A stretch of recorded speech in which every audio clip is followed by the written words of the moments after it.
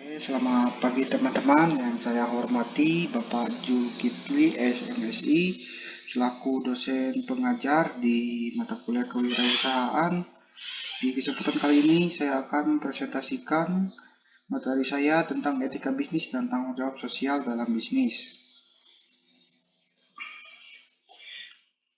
Untuk yang pertama yaitu pengertian etika. Etika berasal dari bahasa Yunani atau ethos.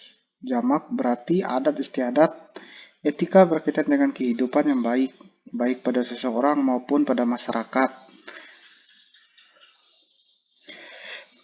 Pengertian etika, menurut pengertiannya, etika dibagi menjadi dua, yaitu yang pertama yaitu etika sebagai praktis. Etika sebagai praktis artinya yaitu nilai-nilai yang mempelajari aspek-aspek moral dari sistem ekonomi secara keseluruhan. Dan yang kedua yaitu etika sebagai refleksi, yaitu pemikiran moral, pemikiran tentang apa yang dilakukan dan khususnya apa yang harus dilakukan dan tidak boleh dilakukan. Dalam hal ini artinya adalah menyoroti dan menilai baik buruknya pribadi seseorang.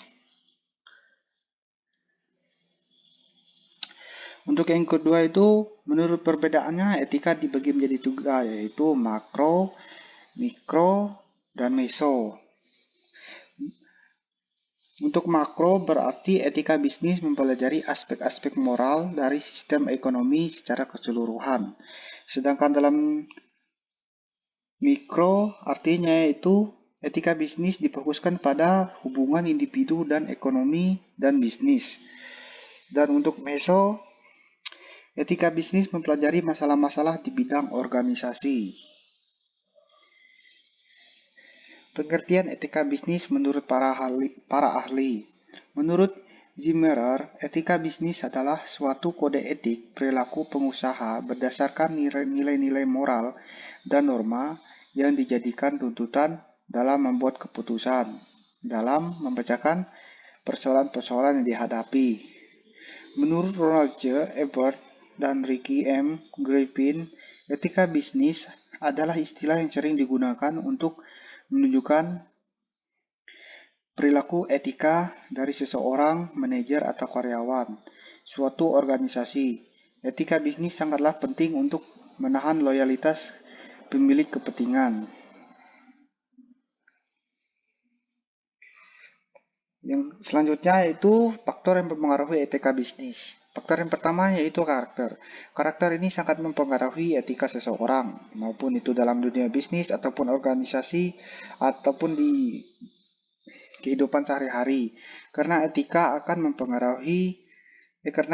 akan mempengaruhi etika atau perilaku seseorang, baik atau buruk seseorangnya adalah dinilai dari karakternya itu sendiri.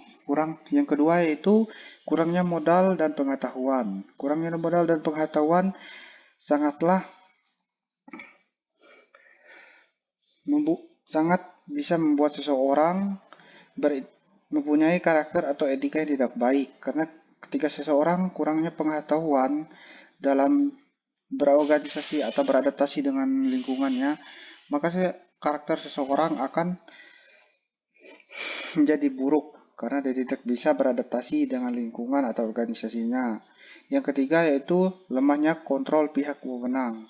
Lemahnya kontrol pihak wewenang akan menjadi salah satu faktor yang mempengaruhi etika bisnis, karena jika seseorang pemimpin lemah dalam mengkontrol bawahannya, maka bawahannya akan berperilaku atau melakukan tindakan sesuka mereka.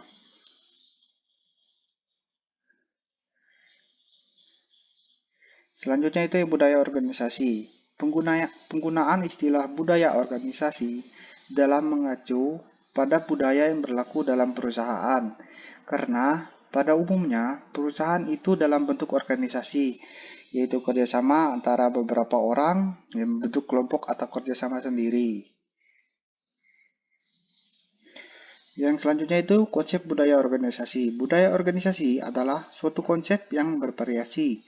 Terbukti dari adanya sekian banyak definisi yang sangat berbeda-beda yang dapat ditemukan dalam keputusan.